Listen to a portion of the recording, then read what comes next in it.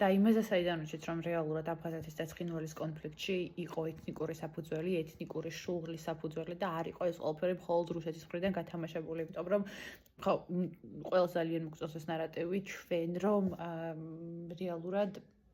მხოლოდ რუსეთი მარტივია ხო რომ რომელიც ძლიერია კონფლიქტში იმას გადააბრალო ყველაფერი, მაგრამ რეალურად ეს არ გამოვა რეალობისთვის ვალის გასწორება. მე პირადად ძალიან ბევრი ისტორია მაქვს მოსმენილი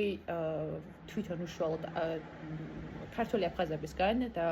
ანუ ქართულ აფხაზს ხას უზავ, იმიტომ რომ ქართველი არის ეთნიკურად აფხაზი და ეთნიკურად ქართველი არის მხოლოდ აფხაზი.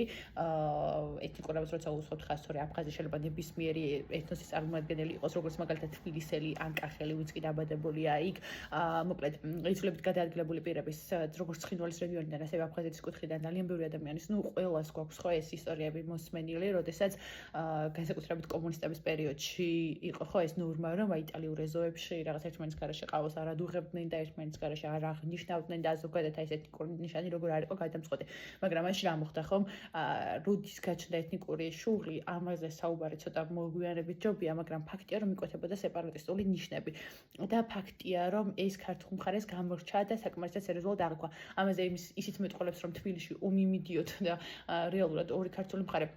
ერთმანეთს რო დაიერახს, როდესაც ცხინვალის კონფლიქტი და აფხაზეთის კონფლიქტი ზღვინვარებდა და ეს საერთოდ წარმოუდგენელი რაღაც ხდებოდა და მაშინ გადაწყვეტა პუჩის მოწყობა თან ზვიადისთვის, მაგრამ თავი რომ დავანებოთ როგორი პოლიტიკური ლიდერი ყავდა და ბევრი ქართველისთვის ზვიადი როგორც ხელშეუხებელი პოლიტიკური ფიგურა ქართულთა უმრავლესობისთვის, მაგალითად მიშაზე, ბიძინაზე, შევარდნაძეზე ბევრი მოწინააღმდეგეა, ბევრი კრიტიკა, მაგრამ ზვიადზე როგორც ასეთი ქართული ადამიანისთვის ზვიადის კრიტიკა ცოტა ისეთია, ხო? მაგრამ თავი დავანებოთ პოლიტიკურ შეხედულებებს, ბევრი შეიძლება ფიქრობს, რომ ზვიადი არ იყო, თქვათ, სასრულ იდეალური ლიდერი და ბევრ ზვიადზე იდეალურები ეგონა ამერიკის გამოჩნდა სიტუაცია, მაგრამ მოკლედ ამის დეტალებში რომ აღაშავდეთ, კი რაღამ დამავიწყდა რაზე მინდოდა საუბარი, რაზე მინდოდა. მოკლედ მაშინ როდის გაჩნდა ხო ეს ეთნიკური საფუძველი და რატო გამოიპარა ქართულ მხარეს აი ეს ეთნიკური საფუძველი და საერთოდ რაზე საიდან ვიცით რომ იქ იყო ეთნიკური საფუძველი, იმ ყველაფერი რუსეთმა მოაწყო ხო კონკრეტულ ჯგუფებს გადაუხვედათ ახლა რაც ასეც მოხდა, მაგრამ აი სეპარატისტული ტალღა როდის გაჩნდა, ოკეი ვიღაცებმა დაიჯერეს ის ცრუ ნარატივები, ჩვენ ვიცით რომ ცრუ ნარატივები ძვინვარებს ხო და ჩვენ ვიცით რომ ამიტომ არის მნიშვნელოვანი სწორი საინფორმაციო დღეს მაინც რომ აღარ წავაგოთ და მომავალ თაობაში აი ჩვენ თაობაში მაინც რომ აღარ წავაგოთ ხომ ეს საინფორმაციო ომი რაც 90-იანი წლებიდან დაიწყო და უფრო ადრეც დაიწყო ეს საინფორმაციო ომი ქართული მხარის წინააღმდეგ ეთნიკური უმცირესობების გაქეზების ნაწილი, საიდან ვიცით რომ იყო ეს ეთნიკური შუღლი და საიდან ვიცით რომ რეალურად ჩვენს წინააღმდეგ მხოლოდ რუსული მხარე არ თამაშობდა და კონკრეტული სეპარატისტული ჯგუფები არ იყვნენ და ეს იყო ეთნიკური უმცირესობების დიდი ჯგუფები, რომლებიც რეალურად მონაწილეობდნენ ამ კონფლიქტში და რომელთაც რეალურად მოახდინეს ის, რომ მხარე აუგეს რუსეთს და მოახდინეს, ასე ვთქვათ, მათი მხარდაჭერის მოპოვება. ამაზე ძალიან მარტივი პასუხი არსებობს და ეს არის ეთნიკური წმენდის ჩატარება, ინფორმებით, რაფორმებითაც ჩატარდა. ზოგადად ომის დანაშაულები ძალიან ბუნებრივია, ამ ტერმინს თავის სახელიც იმიტომ მაქვს, რომ ომს ახლავს თან, ხო? ეს არის ყლეტების და ღირსების აყრა, მასობრივი ჟლეტა, ეს არის სისტემური გაუპატიურება, ეს არის ნებისმიერი ტიპის წამება, ომის დანაშაულები არსებობს და ეს ადამიანის კონკრეტულ